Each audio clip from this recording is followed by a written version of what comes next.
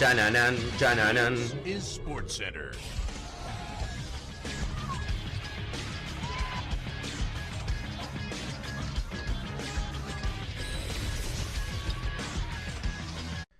Hola gente, ¿cómo andan? Un saludo grande para todos, yo soy Sanio y les traigo un nuevo video. En este caso algo diferente, no vamos a estar haciendo ni 7 jugadores, ni síndromes, ni jugadores falopas, sino que vamos a estar repasando una selección argentina que ya pasó bastante tiempo de lo que fue este momento, pero que realmente quedó en la historia, o quedó también en la memoria de muchos, pero a diferencia de lo que normalmente se repasa, que son grandes equipos campeones, sino por lo que fue un gran fracaso a nivel selección, como fue la selección argentina del Mundial Corea-Japón 2002, obviamente comandada por Marcelo Bielsa. Una selección que tenía absolutamente todo para ganar, que como dice en el título, se creía campeona del mundo antes de llegar y terminó yéndose en primera ronda, obteniendo uno de los peores resultados en la historia de la selección a nivel mundiales. Así que espero que les cope mucho la idea del video, que si les gustaría que sigamos haciendo esto de repasar equipos históricos, tanto de fracasos como también de éxitos, lleguemos a 2500 me gustas en este video, así veo que les copa la idea, que me sigan en las redes sociales y se suscriban a este canal activando la campanita y arrancamos con la historia de esta selección.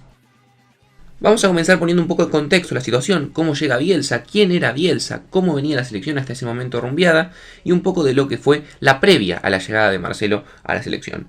La Argentina venía de un proceso de Daniel Alberto Pasarela, el cual finalizó en el Mundial del año 98 en Francia, en el cual cae en cuartos de final frente a Holanda por 2-1, no había jugado mal, pero bueno, la Argentina varias veces ha caído a lo largo de su historia en cuartos de final, fue un Mundial regular, bueno, tampoco una locura, pero bueno, tampoco fue malo, pero como muchas veces, o en casi todos los casos, una vez que termina un mundial, sobre todo si no se sale campeón, generalmente los procesos se terminan, y así fue también el caso de Daniel Alberto Pasarela al mando de la selección argentina. Marcelo Bielsa era el candidato de todos, había hecho muy buenas actuaciones en Newell's entre el 90 y el 92, obteniendo 2 títulos, después estuvo un tiempo en el fútbol mexicano, en Atlas primero entre el 92 y el 94, en América de México entre el 95 y el 96, pasó por Vélez la temporada 97-98 ganando el Clausura 98 y apenas hacía un par de meses había llegado el Español de Barcelona, su primera experiencia como DT en un equipo europeo, había dirigido 6 partidos y llegó la posibilidad de que Pekerman, director general de las selecciones, y en este caso director general de la selección argentina, lo vaya a buscar y tuvo que convencer de alguna manera a Bielsa, al presidente del Español, diciéndole o explicándole que era el sueño de su vida dirigir la selección argentina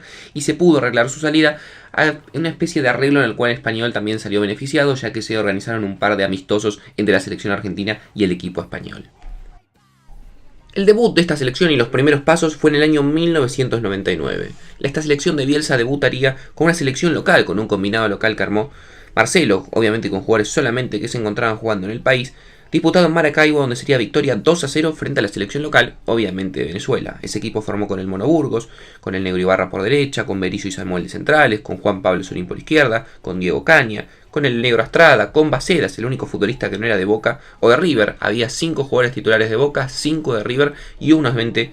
solamente de Vélez, al cual obviamente conocía de su paso por allí, Marcelo Gallardo de enganche y Guillermo y Palermo en la delantera. De esos 20 citados, todos eran del medio local y solamente 5 sobrevivirían de lo que sería después la lista que llevaría al Mundial del año 2002. La primera competencia oficial que tuvo Marcelo Bielsa como DT fue la Copa América en Paraguay del año 1999, la cual no representó una gran importancia para nadie, se perdería 2-1 con Brasil, un resultado del cual puede suceder, y los hechos más relevantes de esa competición fueron por ejemplo el recordado partido 0-3 con Colombia, en el cual Palermo erraría los 3 penales, mítico, y también obviamente la pelea con José Luis Calderón en el aeropuerto, porque básicamente según explicó Caldera y explicó Bielsa, no lo ponía, Calderón declaró, no le gustó nada a Bielsa y se terminó armando bardo en el aeropuerto Asunción. El punto más alto, sin ningún tipo de duda, de esta selección fueron las eliminatorias. Una selección realmente que rompió todo tipo de esquema y inclusive rompió lo que fue la historia de la selección argentina en las eliminatorias. Con 13 victorias, solamente una derrota en todos los partidos, consiguió los resultados más espectaculares de la selección argentina a lo largo de la historia en eliminatorias. 42 goles a favor, solamente 15 en contra, con una diferencia de más 27. Clasificó 4 fechas antes de que terminen las eliminatorias. Piensa en la locura de eso de las últimas eliminatorias en las cuales Argentina llega a la última fecha con posibilidades de no clasificar al Mundial. Bueno, esta selección 4 fechas antes ya estaba dentro del Mundial y consiguió un total de 43 puntos. Le sacó 12 puntos al segundo, que era Brasil. Brasil, para que se hagan una idea, terminó siendo campeón del mundo. Argentina le sacó 12 puntos en las eliminatorias.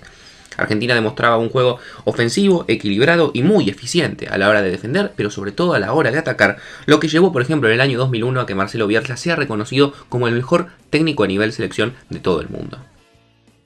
Previo Previo a lo que fue el Mundial, Argentina tuvo varias pruebas de fuego, no solamente en eliminatorias, porque la verdad que en eliminatorias, si bien hubo muy buenos resultados, lo que más se mide son con equipos que son en la mayoría de los casos inferiores a vos, salvo Brasil o quizás Uruguay. La mayoría de los casos son equipos que no te vas a cruzar en el Mundial. Pero por ejemplo, le ganó a España en Sevilla, le ganó a Italia en Roma o le ganó a Alemania en Stuttgart, por lo cual realmente la selección llegaba con todos los cupones para ser campeona del mundo.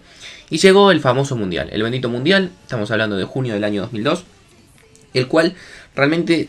muy pocos entenderían cómo puede ser que una selección que llegaba como la gran candidata a ser campeona del mundo terminaría perdiendo de esa manera. Primer partido le ganaría 1-0 a Nigeria, jugando bien, jugando tranquilo, con lo justo, con un gol de Batistuta, por lo cual hasta ese momento la verdad que todo seguía de acuerdo a lo planeado. Llegó el famoso y el bendito partido con Inglaterra, con toda la polémica de Verón, en el cual la Argentina jugó mejor, tuvo más la pelota. Es verdad que tuvo tramos Inglaterra en los cuales fue bueno, pero la verdad que fue un partido muy parejo, en los cuales Argentina tuvo más del 60% de la posesión, pero le hizo casi imposible poder entrar ante la defensa inglesa y terminaría perdiendo 1-0 con un gol de penal de Beckham. Y el último partido, el clave, el que igual Argentina con ganar clasificaba, no es que necesitaba depender de nada,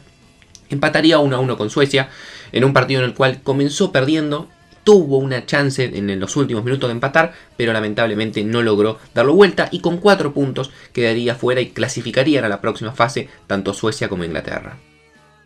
Es fácil realmente hablar con el diario del lunes acerca de todas las causas que hubo. La realidad es que con el tiempo se han ido dilucidando, los periodistas o la gente ha empezado a hacer sus oposiciones, sobre todo una vez que perdimos obviamente esa clasificación al Mundial, pero hasta el momento en el cual se juegan los partidos del Mundial, prácticamente todo lo que hacía Bielsa era irrefutable, porque la verdad que a la selección le venía yendo bárbaro. Muchos hablan del famoso cambio,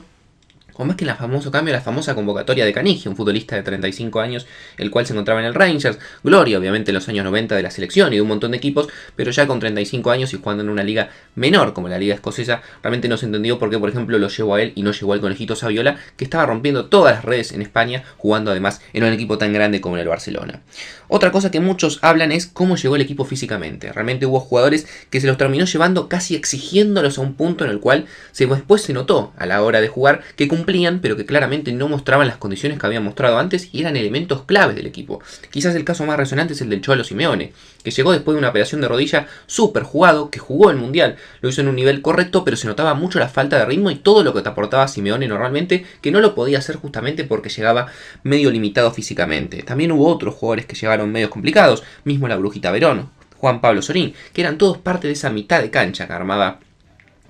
Bielsa con 5 jugadores, lo cual hacía casi imposible realmente poder mostrar todo el despliegue físico que él pretendía. Gallardo, que fue suplente y no jugó casi ningún minuto, también estuvo parte de ese plantel. Y también llegó lesionado. Almeida, otro de los recambios que tenía, llegó medio tocado. Crespo, y otro de los temas que vamos a estar charlando acerca de la disyuntiva Crespo-Batistuta, también llegó tocado. Y para colmo, uno de los pilares de la defensa, como el ratón Ayala, se lesionaría en el precalentamiento frente a Nigeria y no podría disputar ningún partido de ese mundial. Otra de las cosas que se le acredita mucho a Bielsa es la falta de un plan B. Se sabía lo que jugaba la Argentina, se sabía perfectamente, mucha tenencia de pelota, un ataque muy eficiente, muy eficaz y una defensa la cual era bastante equilibrada, pero también es cierto que cuando uno ataca tanto y tiene tanto la pelota, deja ciertos huecos. La realidad es que Argentina, siendo una de las mejores selecciones del mundo, equipos no quizás como Nigeria, pero sí como Suecia y con Inglaterra, con ciertas armas para poder salirle a jugar, no se le iban a plantar de igual a igual, sino que lo que pretendían obviamente era esperarlo en los últimos 30 metros de la cancha. Argentina tenía mucho la pelota, la famosa la tenencia inútil, por decirlo de algún tipo de manera, pero le costaba mucho hacer profundidad, porque cuando llegaba a los últimos 30 metros, los equipos estaban todos agazapados esperándolo para robarle la pelota y salirle contra. Nunca tuvo un plan B, siempre se jugó a lo mismo, que también es medio entendible. A ver, Argentina venía ganándole absolutamente a todo el mundo, pero la realidad es que nunca le pudo encontrar la vuelta a ese tipo de planteos. Después la famosa disputa entre Batistuta y Crespo. Él siempre fue y pregonó la idea de que Batistuta y Crespo no pueden jugar juntos, 2 9 de esas características no se van a complementar bien. Y yo creo que, o mucha gente cree,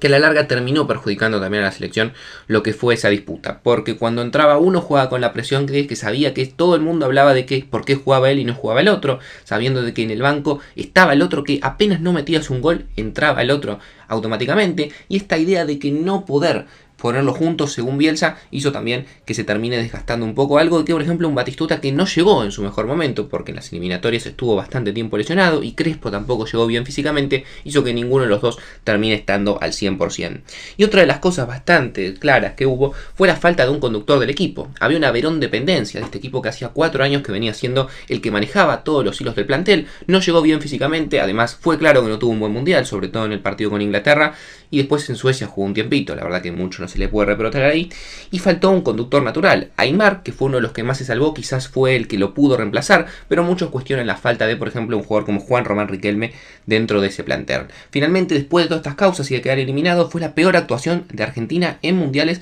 en 40 años, una selección que llegaba para ser campeona.